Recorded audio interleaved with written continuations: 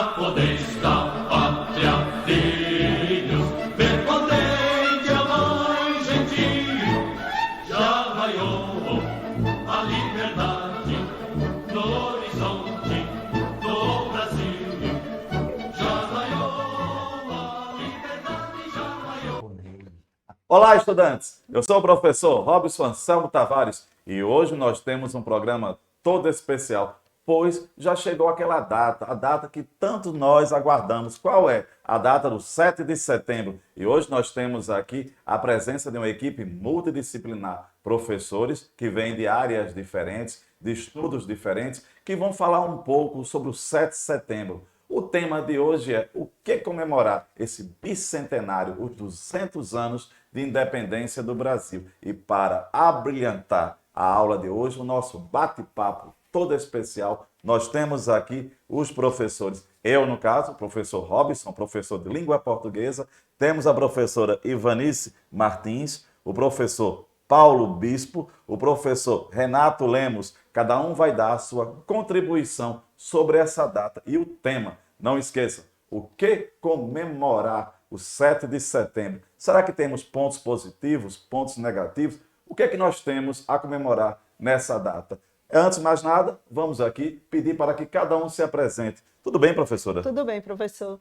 Meu nome é Ivanice, sou Ivanice Martins, tá? Sou professora de História com especialização em História do Nordeste e venho trazer esse papel importantíssimo da mulher, né, na figura de Leopoldina.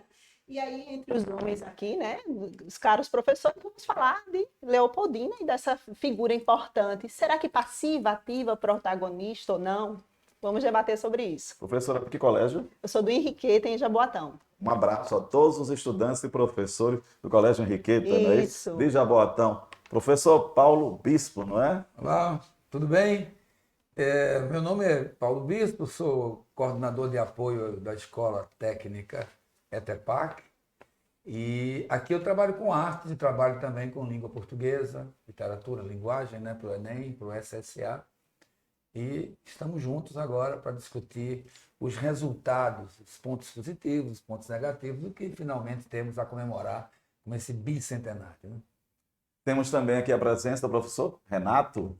Olá, meu nome é Renato Lemos, sou professor de História, com especialização em Sociologia e em História do Brasil, e vim aqui hoje tentar colaborar, né, com esses grandes mestres aqui para falar um pouco sobre a parte histórica mesmo, o contexto histórico, as sociedades que possam estar envolvidas, como se deu essa chegada da família real até aqui no Brasil, enfim, todo esse antes, durante e até o depois dos dias de hoje, certo? Então, espero que a gente possa se divertir. Qual é a escola, professor? Eu sou da escola do Erém, professora Marina Simões, lá em Paulista, atrás do Shopping Northway. Então, um abraço a todos os estudantes e professores da escola do professor Renato, do professor Bispo e da professora Ivanice. E é isso aí. Então, a pergunta é, o que comemorar? Cada um vai dar a sua contribuição sobre o que comemorar nesse bicentenário da independência do Brasil. Nós vamos tocar aqui, como o professor Renato, o professor Paulo, a professora Ivanice, tocaram justamente em vários pontos, setores, certo? Várias visões sobre essa data. Como a professora falou, a da Leopoldina, o Pedro I, a história, o que está por detrás dessa história. Vamos desconstruir, vamos construir, vamos entender um pouco sobre a independência do Brasil e também o que está por detrás, certo? Para isso, nós temos aqui algumas fotos. Eu vou pedir que os professores vão debater, questionar, falar um pouco sobre cada uma delas, tá certo? Então vamos lá aqui. Lembrando sempre, 7 de setembro, bicentenário do Brasil. O que comemorar? E eu peço para você, estudante, um desafio. Já adianto o meu desafio, porque cada professor vai dar o seu desafio. O meu é o seguinte, eu quero que vocês, ao final, certo, do nosso bate-papo aqui, apresentem ao seu professor de História da sua escola, apresente o seu ponto de vista embasado, não esqueçam disso, sobre essa questão, o que comemorar, ou seja, uma mini redação sobre pontos positivos, pontos negativos e o que comemorar. Então vamos lá aqui, vou pedir para passar nossa primeira fotografia, vamos ver. Professores, temos aqui uma fotografia, certo? Que na verdade é uma pintura sobre a primeira missa no Brasil. Professor Renato, nós temos aqui, veja só aqui, os padres, os portugueses, né, os europeus, chegando aqui ao Novo Mundo, ao Brasil, e os indígenas, certo, assistindo passivamente. Dá uma ideia de que foi passivamente, se deu assim a história? Pois é, essa visão talvez um tanto romântica, e meu amigo aqui pode confirmar se seria isso. É uma visão que a gente percebe claramente que não é bem por aí. Talvez uma pegada mais positivista, uma tentativa de tornar aquele evento um evento pontual e aceito. A verdade é que a gente sabe que os portugueses, quando chegaram aqui, esses portugueses, apesar de, por parte desses indígenas, ter um certo glamour de observar e dizer, nossa, né, era totalmente diferente as vestes, né, os navios, as grandes embarcações, causar um certo espanto, Robson, mas também havia aí uma espécie de curiosidade. Então, eu acredito que a imagem começa, no primeiro momento, a priori, a gente já pode dizer que se havia algum tipo de passividade, que é retratada nessa imagem, ela seria muito mais uma questão da curiosidade. Essa catequização, ela vai se dar principalmente, e daí o motivo dessa missa, por causa de um evento que está rolando na Europa, chamado de Reforma Protestante.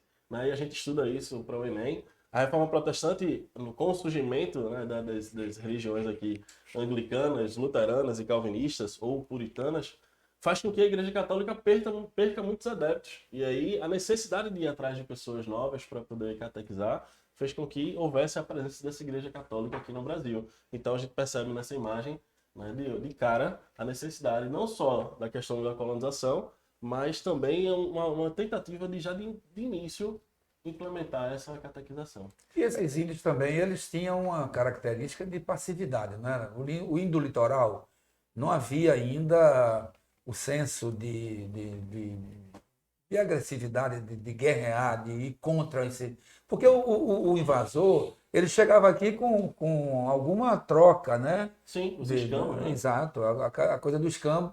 E aí há um misto ali de curiosidade, passividade e repressão, né? Mas também tinha tribos que tinham um certo lado, mas também puxado para o canibal, né? Também tinha uma certa resistência, né? Havia também as chamadas guerras justas, mas isso é um pouquinho depois, já no período da economia açucareira. A gente vai perceber esse embate entre tribos, né? Para ver qual era mais forte, muitas vezes instigadas pelo próprio europeu, mas assim, de certa forma, no primeiro momento dessa imagem, de fato, a gente percebe essa ausência de ímpeto de querer ali brigar, né? Essa selvageria a gente vai notando quando vai entrando mais para o interior, né? Para Isso. dentro do país, né? Isso. Com as conquistas, com as tomadas, então e a formação das aldeias, né? Quer dizer, um Sim. índio aldeado era diferente do índio que não se submetia a essa.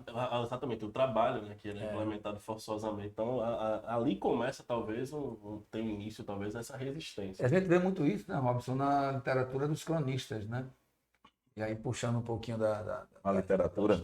a literatura, os cronistas também mostravam muito mais a passividade, acho que com a intenção de fazer uma propaganda na Europa de que a terra, que era bacana. de que valia a pena investir, de que valia a pena trazer para cá o capital europeu, né? Vamos explorar, vamos chamar esse povo para cá.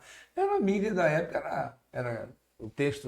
Mas essa observação de chamar as pessoas da Europa para vir para cá, ela se dá no momento da colonização.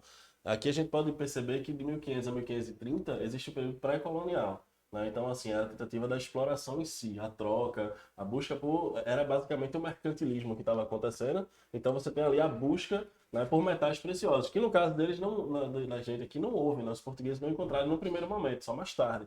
No caso dos espanhóis, do Tratado de Tordesilhas, não, de pronto eles encontraram.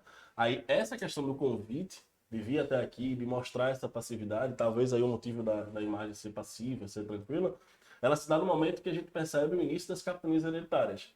Porque aí sim, a gente precisa convidar o europeu que tem a grana para poder investir. Afinal de contas, a gente não encontrou ouro, a gente não veio aqui veio buscar os metais, não encontrou, e aí a gente precisa agora partir para um outro subterfúgio, que seria o açúcar. Dada a experiência prévia que já tinham os portugueses lá na Ilha da Madeira, perto da África, do continente africano, percebendo que o chão mais ou menos era comum, então por que não a gente plantar? Sendo que para plantar, precisava ter dinheiro para girar. Não é só plantar, é plantar, esperar florescer, retirar, né, refinar, vender para poder trazer o dinheiro. Só tendo muita grana. Aí sim a gente talvez convide as pessoas com muito dinheiro para fazer isso. E para chegar então na independência do Brasil, né, a nossa independência, a gente pode botar então marco inicial da história do Brasil, 1500 ou 1530? Bom, se a gente for olhar de forma positivista, né, a gente vai para 1500, né, nos livros, mas assim, se você observar direitinho, já em 1493 você tem a chamada Bula Intercoetera, que causou justamente a divisão, né, entre o que seriam os espanhóis e os portugueses. Os portugueses não quiseram, acharam ruim essa divisão, e em 1494 o Tratado de Tordesilhas, ou seja, por que fizeram questão em 93 de rever de 100 léguas para 370 léguas se não se sabia que existia, só ia se descobrir em 1500, né? Teoricamente, a história nos mostra que só ia se descobrir em 1500. Então, em 1494, o Tratado de Tordesilhas já dividia. Como é que você divide algo que só vai descobrir? Terra à vista. Aí era a época de Páscoa, né? Monte Pascoal e tal. Anos mais tarde, né? 6 anos Vou mais dividir tarde. o que não tenho. Como é que eu vou dividir Dividir o que eu não tenho, o que eu não sei? Pelo que eu não sei. Exatamente. Exatamente. E só para completar aqui, é interessante que logo na nossa história, o Brasil não tinha esse nome Brasil ainda, não era isso? É. Ele vai passar por alguns nomes, né? Ilha de Veracruz, vai passar por alguns nomes a depender do momento que se vivenciava. Eu até acho, vou me meter numa seara que não é a minha, mas é bom a gente lembrar para o nosso estudante que está se preparando para Enem, para o SSA, que está estudando, né, história, está aí atento, nos ouvindo. Veja que esse Brasil que você tem hoje, esse Brasil que a gente conhece, organizado por estados, né, da maneira como a gente vive hoje, não tem nada a ver com esse Brasil de colônia. E é justamente na independência do Brasil, em 1822, é que começa essa estrutura do Brasil, que o que a gente tem hoje é resultado da independência do Brasil. As confederações, a confederação em si dos estados, ele surge depois. Porque, inclusive, eles não tinham nem essa consciência de que eram brasileiros. Na verdade, quem vivia aqui no Brasil antes da independência eram portugueses fora de seu Habitat. não é? Todo mundo era português. Quem estava aqui era português. Estava em terra portuguesa. Então não era uma nação. A gente não tem identidade. O sentimento nacionalista não existia. Não tinha nada disso. Patriota. Na verdade, aqui era um monte O que de... é algo que leva a se discutir, né? O que comemorar nesse sentido de que somos o fruto de uma reunião de, né, africanos, indígenas, portugueses, e a gente precisa nascer aqui com uma nova civilização, que seriam os brasileiros, né? E aí a gente tem que buscar uma identidade, a gente nasce com uma nova identidade, surge um novo povo, né? Que no primeiro momento nem era chamado assim de brasileiro, ser brasílicos. Né? Então, assim, a gente percebe que a reunião e costumes em comum, daí a gente pode perceber o sincretismo religioso, né? A gente percebe mais tarde religiões que vão surgir, ou outras que vão ser trazidas da África, como, por exemplo, o candomblé, e aqui no Brasil vai surgir o Umbanda, enfim, aí começa a rolar um sincretismo. A Umbanda já é no século XX, início de 1910, mais ou menos, mas os escravos passaram. Né? Houve revolta dos malês, porque tinha escravo muçulmano aqui na revolta dos malês. Então, assim, você percebe que vai se reunir um pouquinho de todo mundo para criar uma identidade. Então, a gente percebe essa identidade, essa formação tendo início justamente na independência. E ainda fazendo uma ponte para essa questão dessa figura, né, do indígena, a gente vê muito o indígena como uma figura singular. E, na realidade, a gente já deveria falar do nativo plural, né? Nesse sentido do contexto da chegada dos portugueses nesse período pré-colonial. A gente fala do indígena, né? A gente fala dos indígenas, mas a gente tem que procurar buscar também, porque a gente vai falar nisso no bicentenário, né? Da diversidade dos povos nessa independência, e a gente observa muito essa figura, né, do indígena como muito igual. Né? Foi passado uma tribo só, uma língua só, né? E aí a gente vai começar a ver, já desde o período pré-colonial, um Brasil totalmente plural. Né? Nós tínhamos os indígenas, né? Aquele primeiro encontro, né, do indígena pacífico. Será que foi tão pacífico? Essa troca já não foi tão pacífica. Eu precisei trocar algo com o indígena para ele me receber desta forma. Será que se nós não tivéssemos, se nós não, né, se os portugueses não tivessem deixado nada para aquele indígena, como seria essa recepção? Né? E quando nós falamos desse indígena mais lá para o norte, né? Aquele indígena que nós vamos falar de canibalismo, então assim, existe um mundo muito grande quando nós falamos do indígena lá atrás, né? Nesse período pré-colonial, e que nós vamos encontrar também com uma visão muito parecida nessa questão do bicentenário.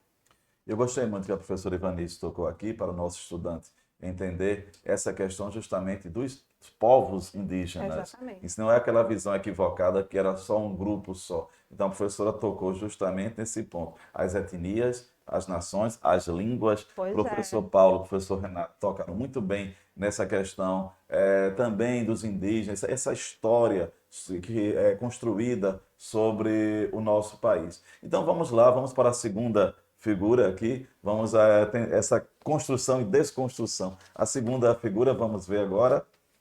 Aqui eu tenho, olha, a figura central, né? Pedro I. Falar de 7 de setembro e não falar dessa figura, professor Renato, é quase um pecado não falar dele, não é isso? Impossível, né? Quem é essa figura? Desvincular. Veja, Dom Pedro, né, que aqui a gente vai se chamar Dom Pedro I, ele é filho de Dom João VI, tá, que vai aparecer aqui na nossa história. Vindo de Portugal, toda essa história a gente pode... Eu acho que seria bacana talvez contar um pouco de como a família chega aqui, mas talvez não sei se é o momento. Pode contar. Posso ficar? Então vamos lá. O que acontece é o seguinte, meus estudantes queridos. Em 1804, você percebe que Napoleão Bonaparte, na França, busca uma perseguição. Tem batalha como a de Trafalgar, que perdeu para a Inglaterra. E a Inglaterra era a principal rainha dos mares. E era a principal potência. A Inglaterra, então, sabendo que tinha poderio e conseguiu vencer para Napoleão, que não aceitava sua derrota, percebeu que a melhor forma de conseguir aniquilar essa Inglaterra, Robson, era fazer o bloqueio continental. Então ele diz, a partir de hoje, qualquer país que negociar com a Inglaterra, eu invado. O Napoleão, que tinha o maior exército do mundo, sabia que por terra ele conseguia, por água não. Por água só a Inglaterra. E aí, Portugal, tendo muitas relações comuns, né, não podia simplesmente estancar esse comércio com os ingleses, tal qual Napoleão queria. Continua fazendo. Então em 1806, esse bloqueio acontece, né, essa ordem de Napoleão. Em 1808, se descobre, né, a França descobre, Napoleão descobre que esse comércio tem acontecido, fazendo com que a família, que até um paralelo é uma coisa engraçada. Quando a gente fala em família real, os estudantes costumam pensar numa família, né? Mas assim, eu estou falando de cerca de 15 mil pessoas, né, que vieram para aqui, para o Brasil. Em se tratando de um Brasil que, quando chega aqui em 1808, uma população no Rio de Janeiro era em torno, sei lá, de 50 mil, 60 mil pessoas, chegar com mais 20 mil era tipo um terço a mais de população. Vai pesar, né, vai se tornar bem difícil. Mas aí a família real foge, né, e tendo a família aqui, como eu estou dizendo, uma reunião de muita gente, chega até aqui e junto vem Dom João, né, trazendo aí mais tarde seu filho, né, que veio junto com ele, que vai ser mais tarde esse Dom Pedro, essa figura ilustre aí, que a gente vai falar mais no decorrer. Não é isso, professora? Concordo plenamente. Eu gostei da colocação do professor, porque quando a gente fala de família real, nós pensamos o quê? Uma família, vamos ver as bases de hoje de uma família, né? 4 pessoas, né? E aí a gente vê que essa família que veio para cá e agregados, né, acrescentaram em muito, ou melhor, diminuíram em muito os cofres públicos, que vai embasar também a questão do bicentenário. Como foi que Dom Pedro pegou tudo isso, né, para a questão da independência, né, de que forma o Brasil estava financeiramente.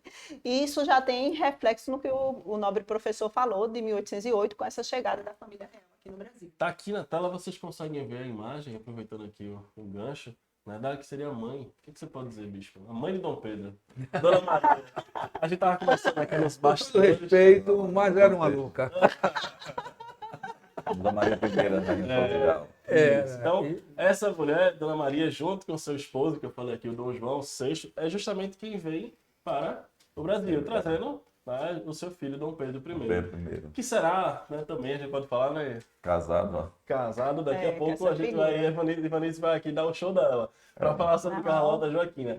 Mas, a gente percebe aqui, ó, Dom João VI, para vocês que estão assistindo, casado com Dona Maria, né, e o fruto tá aí. Eu gosto de chamar a atenção, pedindo autorização a você para Oxe, é cortar sua fala, mas eu gosto muito de falar desse momento, porque eu, como professor de literatura, eu vejo um ganho muito grande. Né? Eu acho que deve ter sido uma confusão naquele Rio de Janeiro, um inferno, né? Quer dizer, o Rio já não abrigava quem morava lá, né? Quem já era de lá. Agora tem 14 mil famílias, Pessoas, Não. em média, 15 mil pessoas. 15 mil pessoas. Exatamente. Para uma cidade que tinha quantos habitantes? 60. 60 mil. Quer dizer, isso deu uma confusão tão grande. Né? E aí não tinha banco, Estrutura. não tinha teatro, Que vai não ser tinha criado, vida. né? Não, Que vai ser criado no Banco do Brasil. Pois é, então, aí é que está, eu digo, eu gosto desse momento aí, porque há uma efervescência, a imprensa régia vai fazer com que a gente tenha jornal, livros, Pronto, isso aí. Faculdade. o Impulsiona. desenvolvimento da literatura, o clima literário de desenvolvimento literário na Europa acaba chegando ao Brasil também, né? Quer dizer, então, o romantismo que imperava na Europa chega aqui devagarzinho, mas vai chegando. Então, a gente vai ter teatro, a gente vai ter Escola de Belas Artes, vai ter Jardim Botânico, vai ter Banco do Brasil, os portos abertos, né? Vamos abrir os portos. Amigas. Então, Exatamente. esses portos será um pouquinho mais tarde da família ter chegado. E o que a gente percebe, Paulo, é a inversão. Se você tinha antes lá a metrópole Portugal e aqui a colônia Brasil, agora a família veio para cá, faz o quê? A gente agora é colônia ou continua sendo colônia ou vai ser metrópole? Né? Então, a necessidade de a família vindo para cá faz com que haja uma certa dúvida quanto a esse sentido. Tanto que em 1815, aí onde você enxerga com mais notoriedade, e tem até uma carta aqui que eu posso tentar mostrar a vocês a imagem, vai se ter... Opa, aqui. Vai se ter uma carta em 1815 justamente de Dom João, né, quando vai tornar ali, vai elevar a que seria a colônia Brasil a Reino Unido, Portugal, Brasil e Algarve. Então, assim, nesse momento, aí sim a abertura dos portos que você falou. Porque agora, para o mundo, a gente não era só mais uma colônia. A gente agora é um Reino Unido e Portugal. É claro que Portugal, do lado lá, não ficou feliz com isso, não. Primeiro porque sofreu as consequências da invasão, mas também porque perdeu toda a referência. Mais tarde a gente vai falar sobre o que vai acontecer sobre isso. Mas ali, em 1815, apesar de ter vindo para cá a família real, e diga-se de passagem, chegavam tirando todo mundo. Se de repente olhasse para uma casa e achasse aquela casa bonita, mandava sair, botava um PR na porta, propriedade real, e a casa era da pessoa. Não interessa se a pessoa construiu e tal, mas está em minhas terras, as terras são minhas, é minha colônia, o Brasil é minha colônia, então logo tudo é meu. Né? E aí, em 1815, há essa elevação, né, do Brasil de colônia a Reino Unido e Portugal. Mas aí o Brasil não era o quê? Não era a corte, não era o poder central, não era colônia mais, era uma coisa híbrida, Reino Unido, Portugal, ambígua. Algarve. Assim, na prática, é exatamente isso que quer se decidir mais tarde, em 1820, 21, com a Revolução Liberal do Porto. Quando lá de Portugal, essas pessoas que ficaram mandam chamar Dom João. E aí, vem embora para cá, porque senão as coroas, a coroa portuguesa, a gente não vai te garantir, não. Nesse mesmo ano dessa elevação aí, o que acontece é justamente porque há o Congresso de Viena. Esse mesmo Napoleão que eu falei para vocês aqui agora já tinha perdido. Né? Já tinha sido. Então, o Congresso de Viena é aquele momento que a galera senta e diz, ó, vamos lá. Agora que Napoleão se foi, né, vamos dividir o negócio aqui, voltar a ser como era antes, as monarquias, vamos reconstituir as monarquias. E cadê a monarquia de Portugal? Tá ligado? Tá lá no Brasil, manda chamar. Vê como é que é, senão vai ficar sem, vai rolar uma vacância. Então a fuga foi estratégica. Sim. E a elevação é para ser vista. Já que ele estava aqui, a elevação vai ser uma forma estratégica também. Agora, essa fuga vai se perpetuando. Quando chega em 20 ali, o pessoal do Portugal, a Revolução do Porto, vai mandar chamar do Dom João. E aí Dom João vai para não perder a coroa, deixando aqui o seu filho, o Pedro. Né? Justamente aí, para não perder as duas coroas, tentar acumular, fazer isso daí. Tá? Mas assim, até aqui o que a gente pode perceber é esse misto de tipo, tá, e aí o Brasil é o quê? Né? O Brasil ficou em que condição? Era meio incerto, porque apesar de ter essa abertura dos portos, a criação do Banco do Brasil, o Jardim Botânico, tudo que você colocou aqui, ainda não se tinha aquela confirmação. Né? Tipo, aqui agora é uma metrópole, a colônia, a família real está aqui, a coisa... Não se tinha, dá para entender. Então ficou uma coisa nesse sentido. E só vai ser resolvido, mais uma vez, por esse evento que a gente fala hoje, que é a independência. O fato é que a gente teve aí um aumento de impostos absurdo para poder sustentar essa... Exatamente. Eu falava sobre isso recentemente ali fora contigo, sobre até o óleo de baleia, que era para botar os pioneiros, né? Aqui em Pernambuco, inclusive, vai ser um dos que vai sentir muito e se chatear com isso, porque ele custeava, tinha imposto, iluminação pública que não existia aqui. Tá? Só existia lá no Rio. E aí em São Paulo, 12, 15 anos mais tarde, da família de 1822, 1835, por aí, é que chega essa iluminação. Mas aqui o pessoal de Pernambuco e o Brasil todo pagando por essa iluminação que ele nunca viu. Tá ligado? Para poder manter. Então, isso é só um dos impostos, fora o resto. E aí, Desculpa. Coloca também a questão do seguinte: nós brasileiros estamos tendo essa visão. Imagina um português em 1808, sabendo que a corte, né, sai, deixa para trás assim a população, mas a grande maioria, a nobreza, né, os funcionários públicos, eles vêm para o Brasil. Né? Então, assim, é como se fosse aquele filho abandonado. A referência, então, né? A referência. Como os nossos alunos dizem, virou uma treta. né, tivemos um atrito ali com os portugueses, porque fora trazer aproximadamente 14 mil pessoas, eles trouxeram também, limparam tudo lá, para ter o luxo daqui, né? Obviamente que quando chegou aqui a estrutura física do Brasil era outra, né? É tanto que se fala das folhas de manga, né? Para poder descer dos navios e passar e não se sujar tanto, porque era muita lama. E é interessante pensar assim que existiu por muito tempo e às vezes ainda existe essa questão da birra, né? Brasileiros, portugueses, né? E se a gente observar que isso vai ter um reflexo muito grande também, né, no bicentenário, é que a questão de eles tirarem de lá também toda a estrutura que eles já tinham, né, e vir para o Brasil não foi uma coisa fácil de se aceitar, né? A gente pensa desse jeito também, pensando como português de Portugal, não é fácil de se aceitar. Ainda que não tenham abandonado, é bom Não, pensar nisso. Né? O rei fugiu de Portugal, tá no... o Dom Manuel ficou lá, né? Sim, Dom mas era Manuel. quase uma figura como se fosse um bibelô, né? Não houve muito até porque eles estavam sobre aquele temor todo, né? Os ingleses acompanharam, mas eles já tinham a grande ameaça de Napoleão Bonaparte, então era um fantoche, né? O rei em si, o rei nunca deixa de ser absoluto, né? Principalmente a gente viveu uma monarquia absolutista. Então ele vem para cá, então ele abala essa estrutura, né, dos portugueses e traz para a gente algo que também nós não estávamos preparados para receber. Uma família real, né? Aquele bota fora, né? Por favor, saia da sua casa, né? A casa não é mais sua, né? Ela nunca foi, como o professor disse, né? Chegando eu aqui, a casa não é mais sua, né? Fica sendo minha. Teve gente na rua mesmo, né? Sim. É porque, na verdade, desde o início da colonização, um foral, né, que era o documento que transferia e tal, ele já dizia logo, no final, assim, por bem de voltar a morar e residir, né, tomo de volta, certo? No próprio documento lá atrás, quando houve o início das capitanias hereditárias, já se tinha essa previsão de que, tipo, se quisesse voltar, sai daí. Isso perdurou, né? Não deixou de ser assim. Isso aí foi colocado em prática com a fuga da família vindo para cá, por causa dessa presença napoleônica lá na Europa. E quase a gente vira colônia da Inglaterra, não? Aí a gente tem uma outra seara, né? A gente pode entrar nessa seara, mas assim, antes de entrar nessa seara, a gente também tem que analisar, Paulo, o papel das revoltas que já estavam acontecendo, imbuindo o sentimento para que a gente entenda a Inglaterra nesse sentido. Acho que vale a pena a gente observar as conjurações que conversávamos aqui, na conjuração baiana, mineira, que antecede esse período que a gente está falando aqui agora. Aí sim você entende um pouco melhor isso, dá para entender? Ô, professor Renato, uma pergunta para o nosso estudante entender melhor. O Pedro I era amado pela população brasileira? Sim, ele vai se tornar mais tarde amado, assim, porque na hora que você percebe essa aceitação dele em ficar, em parecer que ele está até dando adeus à sua origem, em nome do... Sempre é o 9 de janeiro, né? Pelo pico, né? E esse é o primeiro de todos e tal. Ali surge um sentimento, muito embora voltado mais para as elites.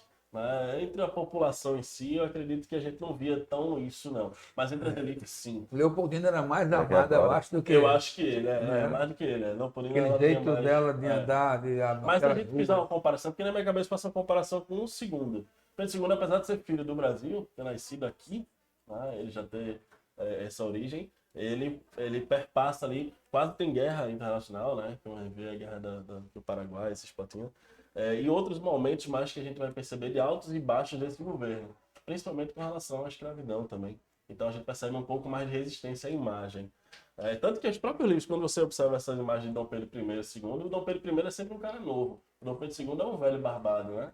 Então assim, ali já há uma mensagem, tipo... Até porque, como ele assumiu com 14 anos, né, o golpe da maioridade, lá atrás, no período agencial, até para exaltar essa imagem dele, tipo, não parecer que era um moleque de 15 anos que ia ser agora o príncipe, aí a galera já pinta ele numa imagem, a referência histórica é sempre uma imagem de um cara mais maduro, né?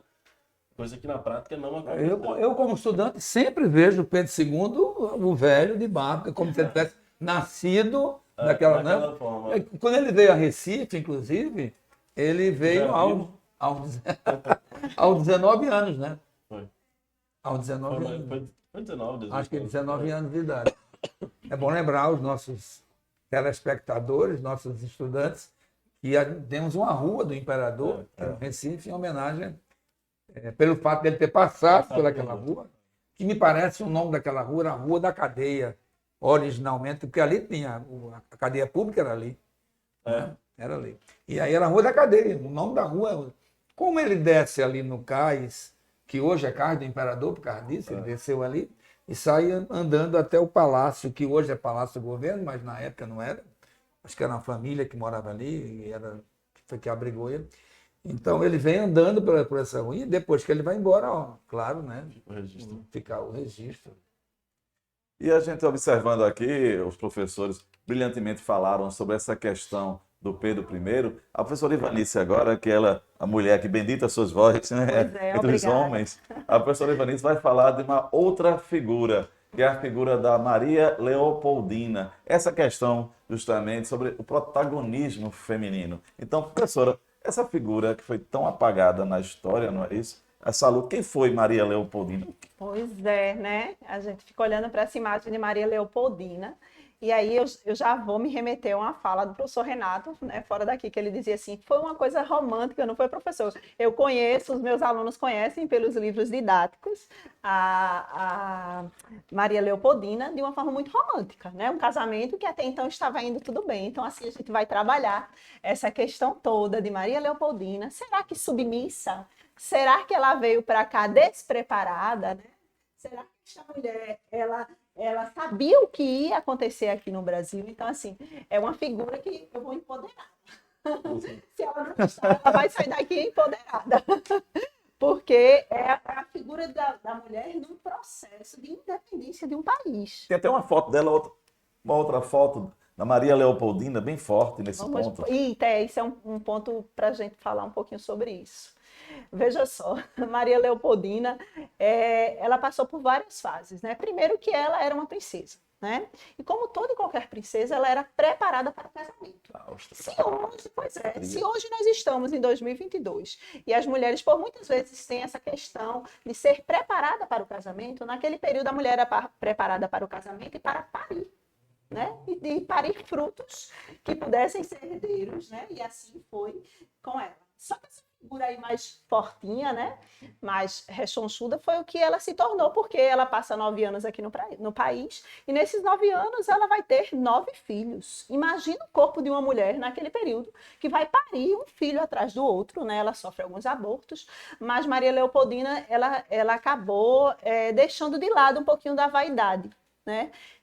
Salientando também que todas essas princesas elas tinham uma base religiosa importantíssima, né? É aquela base que levava o teor do que era ser uma mulher naquele período. Então, assim, ela já fazia as suas orações para não ter vaidade, né? E quando ela veio para cá e começou a parir, ela vai deixando de lado essa mulher vaidosa, tira o espartilho, solta os vestidos, não usa mais brincos, né? Então, parece uma mulher tão simplória para ser protagonista de uma independência. Será que essa mulher simplória demais chega a ser uma protagonista, né? Porque eu acho que, como toda e qualquer mulher, ela vem trazer a figura de uma mulher sonhadora com o casamento.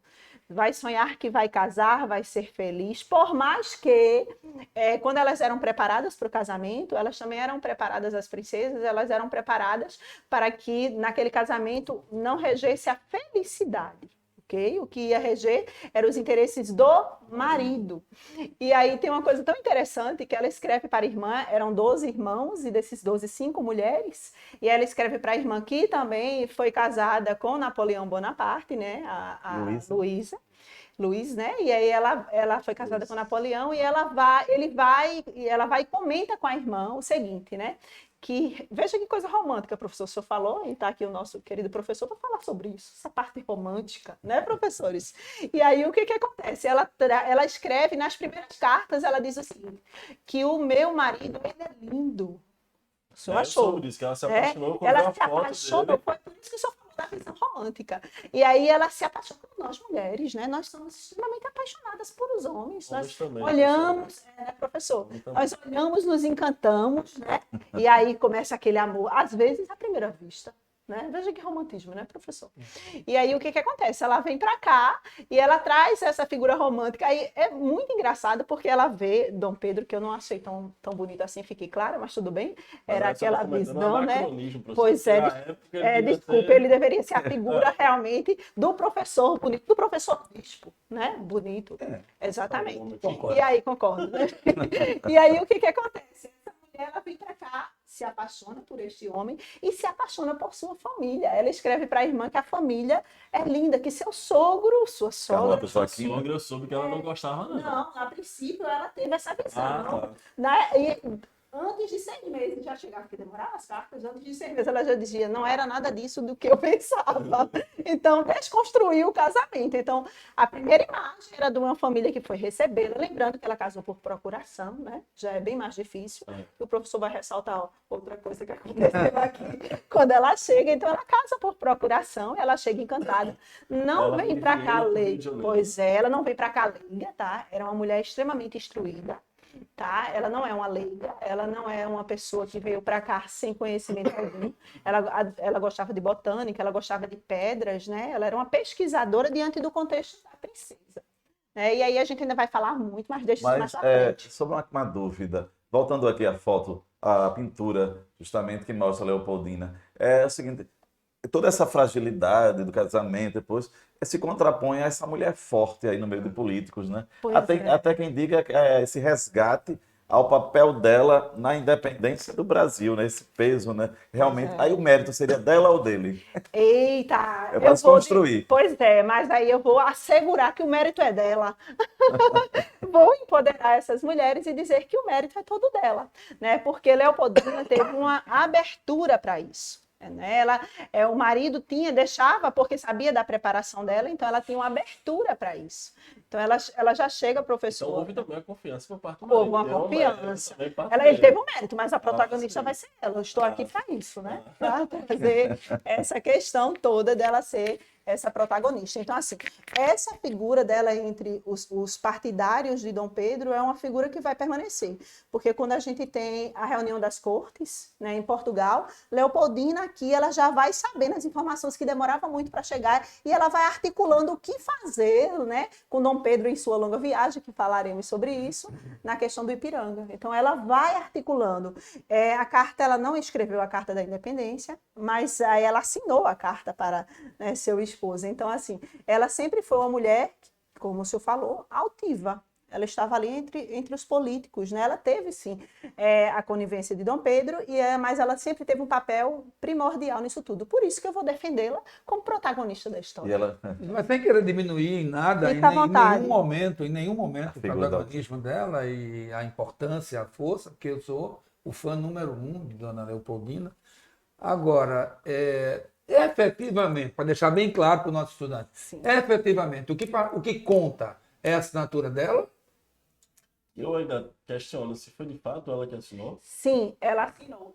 É como se fosse uma assinatura não. provisória? Isso existe? Sim, Pode, sim. pode ser? Tudo bem, o senhor fala o seguinte, no contexto da independência, seria ela aquela que proclamou a independência? Não. Ela foi a protagonista para organizar tudo para o marido, até porque era Articuladora, né? patriarcal. Deixou o espacinho lá Deixou quando o ele chegou. espaço, né? Aí. E aí disse, não, está aí, né? Tudo pronto, porque ela estava sabendo, na viagem de Dom Pedro, ele não tinha informações que ela tinha. Né? Então, ela obteve essas informações antes dele. Então, ela apressou os mensageiros para que pudesse chegar a ele. Então, na Então, realidade... a carta que ele recebe lá no Ipiranga, uma das cartas dela. Sim, sim.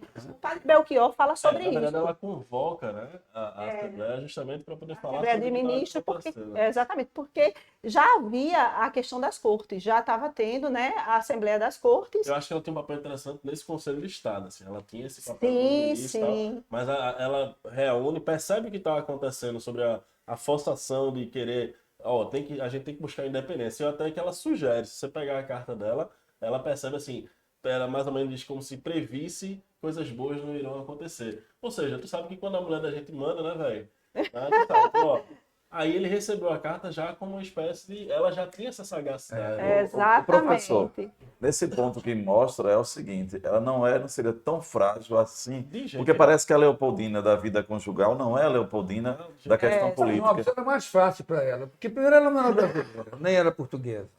né? Ela é austríaca. Depois ela é uma mulher culta. Ela leu muito antes de ir para cá, ela estudou muito. Ela tinha domínio de política, de geopolítica e tal. E depois havia, de qualquer forma, eu vou usar uma palavra torta, mas vê se me entendem, um modismo em torno depois da independência americana. Outros povos também estavam. Né? Então, havia, vamos supor, uma espécie de globalização daquela época. Né?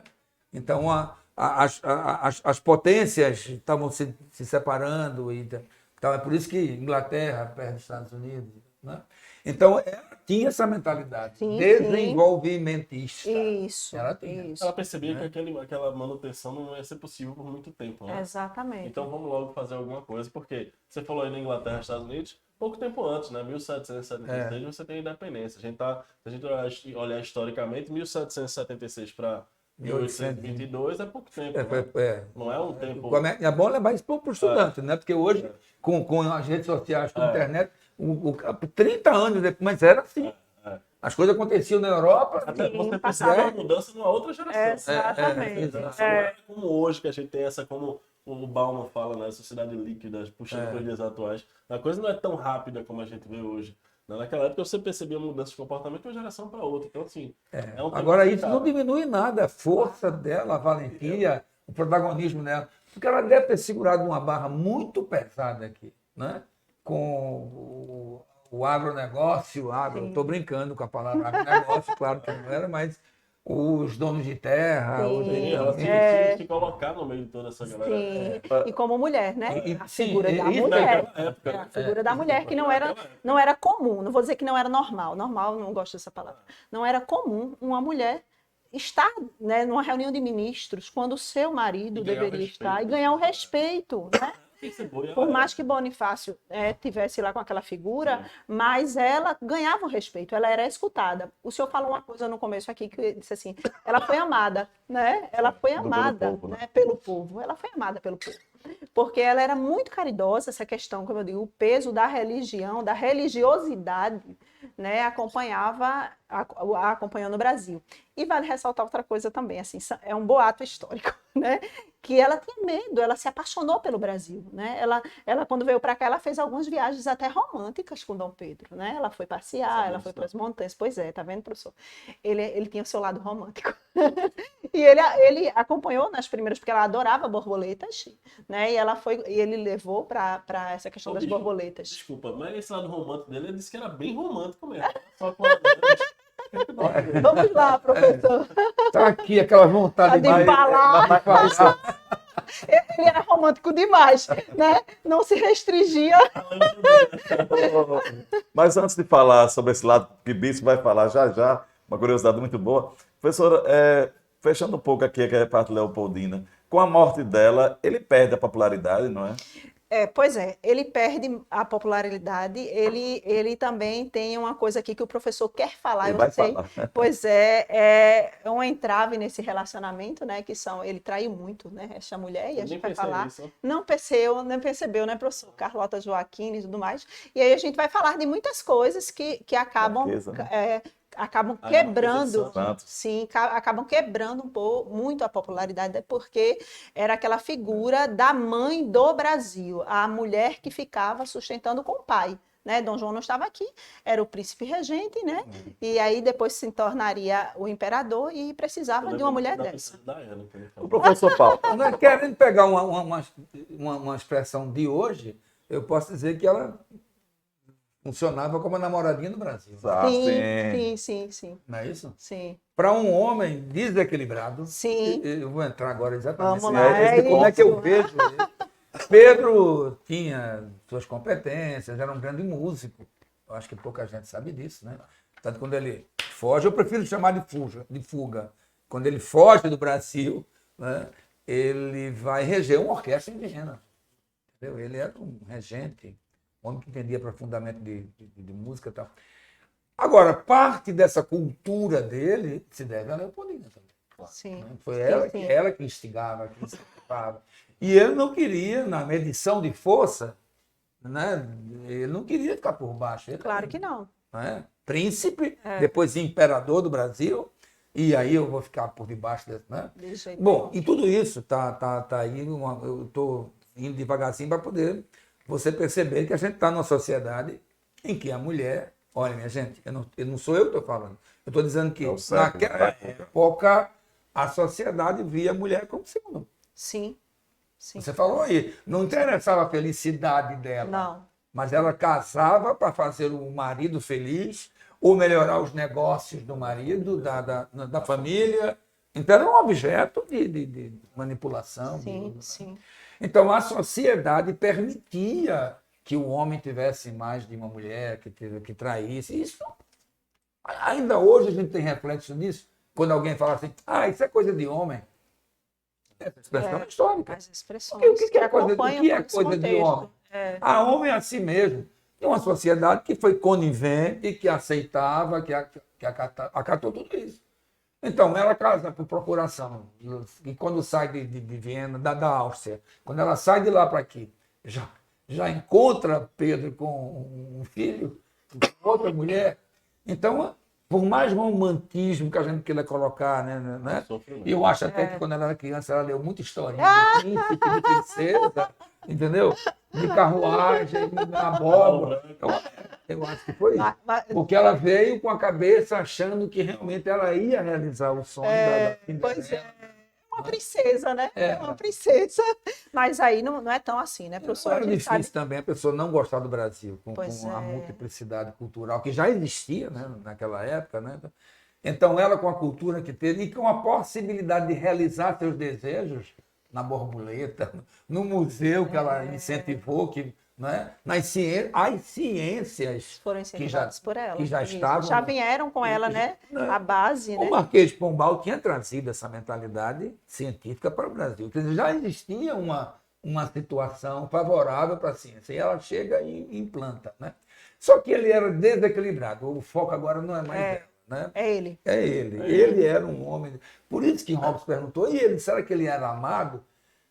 Ele viveu o tempo inteiro, da chegada à saída do Brasil, eu estou falando como leigo, como observador, como leitor, como curioso, da chegada ao Brasil até a saída, ele nunca teve essa certeza.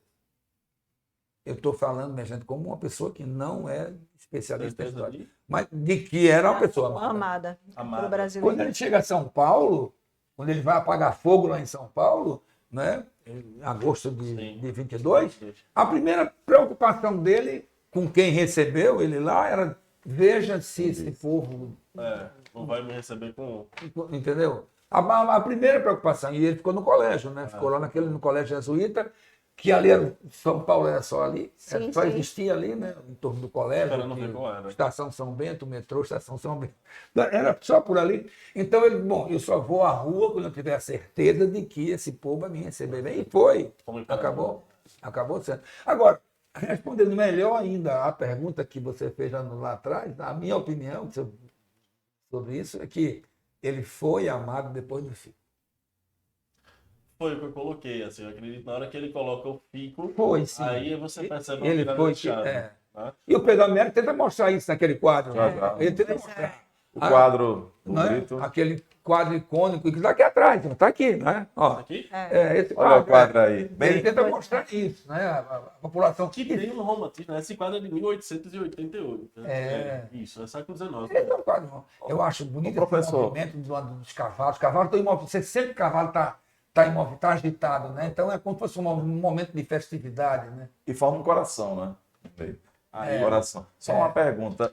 Esse quadro é um retrato realista? É verdadeiro? A gente sabe que já é comprovado que ele estava em cima de uma mula, que ele estava com dor de barriga, né?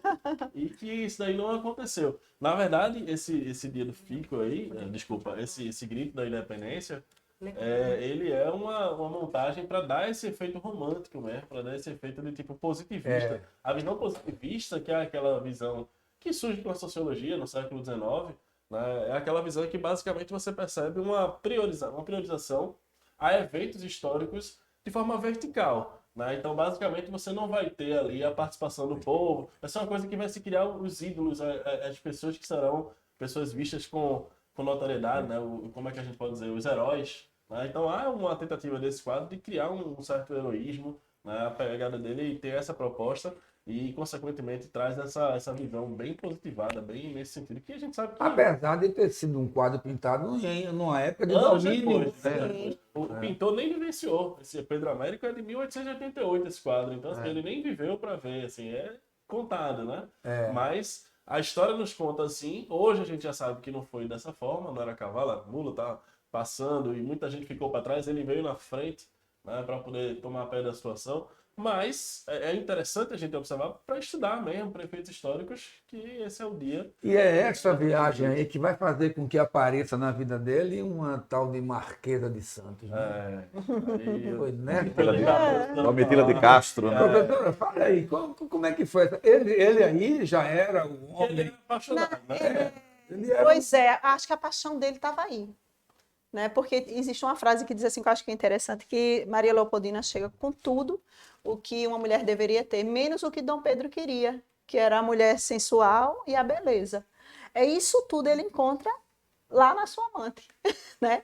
E antes disso ele encontra também, não deixa de ser uma mulher forte, a gente também não pode menosprezar, né? Pela visão que ela é passada, porque assim, nós falamos de amor, que o povo amou Leopoldina, mas o povo não amou a sua amante. Né? Porque aí é tanto que depois que ela morre, o povo vai lá e apedreja a casa dela e tudo mais, então não houve esse amor. Mas esse encontro, dizem as más línguas ou as boas línguas, né, que foi um amor fulminante. O amor que ele não tinha tido, se bem que ele amava facilmente, né? Ele amava facilmente, porque ele teve...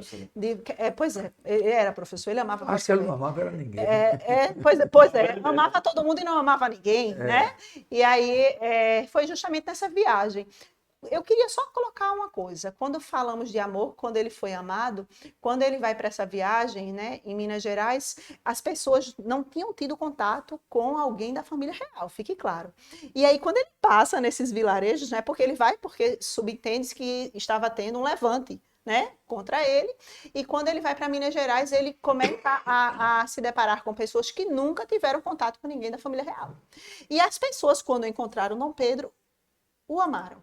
E ele se sentiu amado naquele momento, antes dessa questão, dessa coisa utópica aí do quadro belíssimo, não deixa de ser belo, né? Mas naquele momento ele viu que por onde ele passava, as pessoas reverenciavam, diziam, né, salve o rei e tudo mais. Então naquele momento eu acho que ele se sentiu amado. Foi preciso ele sair e ir para o interior, né, para que ele sentisse esse amor, né? E aí é nesse momento que ele encontra o amor da traição e que mexe com o casamento dele com a sua esposa, né? E que deixa doente. Ele sai tranquilo para São Paulo porque ele tinha deixado dois grandes homens lá no Rio de Janeiro, né? O Gonçalves Ledo e o José Bonifácio, né?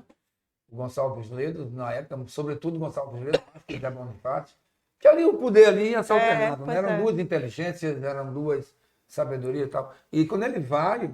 E é interessante que ele decide ir, que ele podia ir pelo mar, né? Sim. Ir por Santos logo, mas ele vai por dentro. Se anunciando, ele vai poderia para São ir, Paulo, né? E vai ali caminhando e com Isso. uma mulinha e tal. Passa, inclusive, em Aparecida.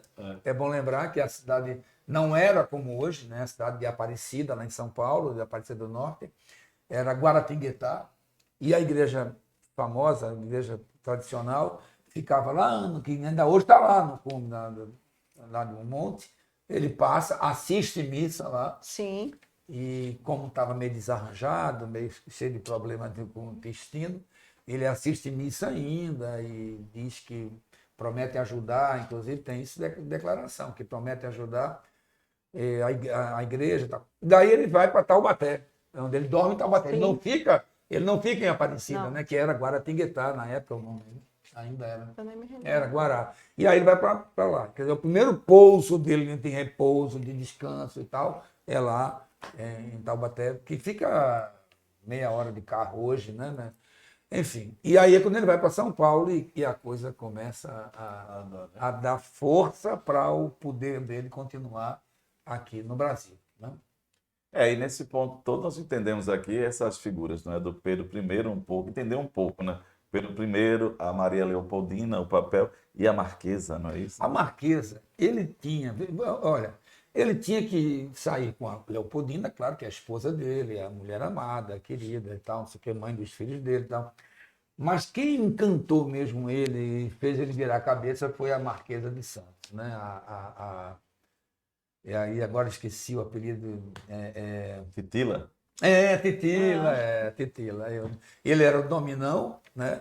E ela a Titila. E aí ela também era uma mulher vistosa, também era uma mulher inteligente, também esperta. Só que a gente fica assim, ainda hoje, eu acho isso muito engraçado, a gente fica torcendo mais, né? Torcendo pela Leopoldina e com raiva da outra. Né? Com raiva Quando ele ia para um teatro, lá, que a família real, a gente falando agora, né? Trouxe o modismo do teatro, fizeram vários teatros no Rio de Janeiro, traziam ópera da Europa, tudo. E aí, quando ele chegava no teatro com ela, com a amante, Pois é. ele chegou então, fez um teatro para ele ir com a amante e outro teatro para ir com Leopoldina. Pois é. Até espetáculo ontem, ele ia para os dois. Ele ia para os dois. Existia um amor aí. Existia. Um bom teatro. É, um amor teatro. Como foi a viagem para a Bahia, para Salvador?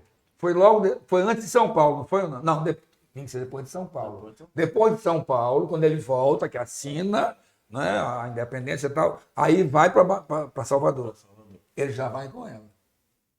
Então há um livro de um importante escritor brasileiro, pesquisador, biógrafo, inclusive, que ele narra com detalhe que ele está com os empresários, né, com enfim, o agronegócio, entre aspas.